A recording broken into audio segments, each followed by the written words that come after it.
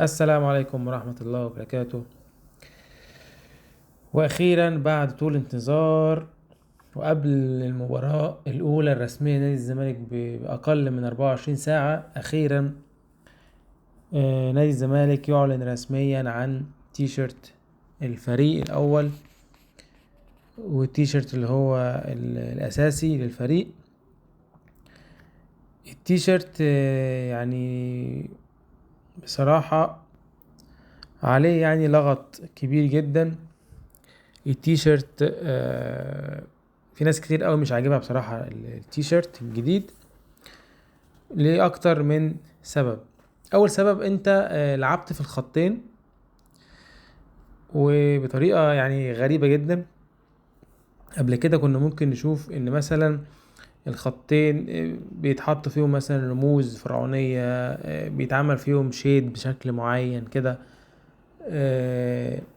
لكن ان انت تقطعهم يمين وشمال يبقوا مقطوعين، وكمان انت عاملهم كده يعني ما تفهمش ده يعني شكل كده غريب بصراحة.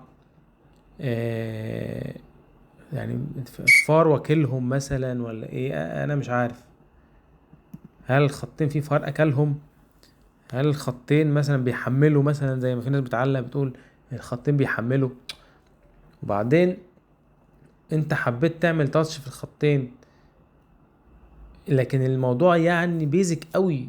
تيشيرت ابيض بيزك قوي قوي قوي، يا دوبك انت حاطط الخطين والخطين ناقصين والعوب فيهم بشكل مش احسن حاجه.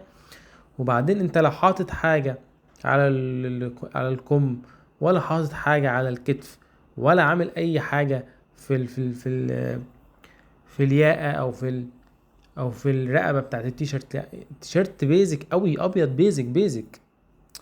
وبعدين انت مثلا لو هتعمل زي تيشيرت جومة، فتيشيرت جومة مثلا تشوفوا هنا الفرق بينهم. هي الاتنين نفس الفكرة، الخطين وان العلم يعني محطوط في نص الخطين، تمام. فهي نفس الفكرة من حيث ان انت حاطط العلم في نص الخطين.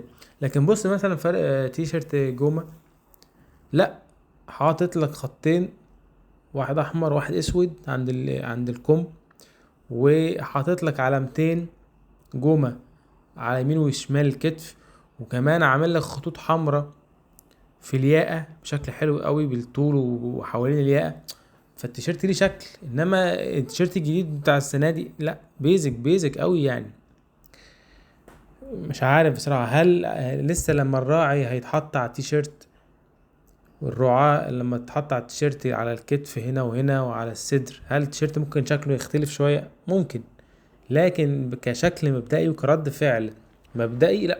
بصراحة من أسوأ الأفكار ومن أسوأ تيشيرتات الزمالك اللي اتعملت الفترات الأخيرة. يعني تيشيرت الموسم اللي فات كان أحلى، التيشيرت اللي قبله كان أحلى، تيشيرتات كتير قوي كانت السنين اللي فاتت كانت أحلى، لكن ده بصراحة لا. يعني لو هديله تقييم مثلا من 10، لا 2/10، 2/10، 3/10، لا مش حلو، مش حلو خالص بصراحة.